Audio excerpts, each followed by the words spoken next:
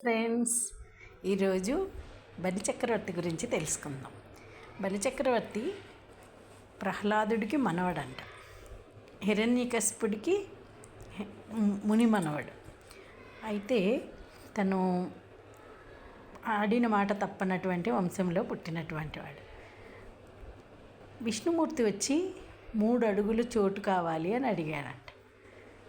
తీసుకోమని విష్ణుమూర్తే మాయ చేయటాకే వచ్చాడని తెలిసి కూడా ఇస్తానన్నాడు. ఒక పాదం భూమి మీద, 2వ పాదం ఆకాశం మీద పెట్టి 3వ పాదం ఎక్కడ పెట్టాలి అని అడిగారంట. నా తల మీద పెట్టండి అన్నాడంట.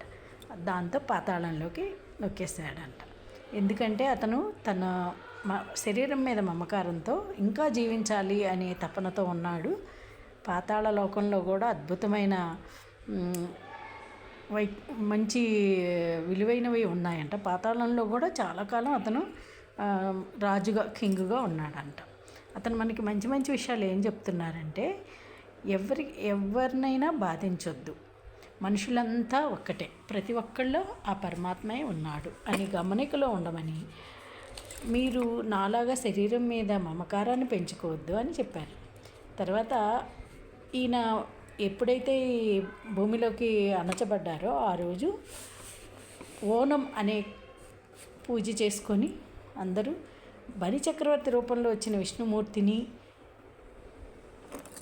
ఈ బలిచక్రవర్తిని పూజిస్తారు. చాలా ఈయన గురించి నేర్చుకోవాలంటే అన్నమాట మీద నిలబడాలి, ప్రేమతత్వాన్ని పెంచాలి, శరీరం మీద మమకారాన్ని తగ్గించుకోవాలి. మనం వచ్చిన పని అయ్యాక ఏలైనా వెళ్ళాల్సిందే. మనం ఏ పని మీద వచ్చామో ఎంత తొందరగా తెలుసుకుంటే అంత ఉన్నత స్థితికి వెళ్తామని తెలియజేసిన మహాయోగి బలిచక్రవర్తి. ఈ ఓనం పండుగలో ఎంతో బలిచక్రవర్తిని ప్రార్థన చేసి పూజిస్తారు. ఆయన మాట మీద నిలబడటం వలన ఒక గౌరవం అయితే, విష్ణుమూర్తి వచ్చింది నన్ను మాయ చేసి ఈ శరీరాన్ని విడిచిపెట్టేటట్టు చేయటానికి వచ్చారని తెలిసినా కూడా 3 అడుగులు ఇవ్వటానికి ఒప్పుకున్నందుకు హెడ్స్ ఆఫ్. Thank you.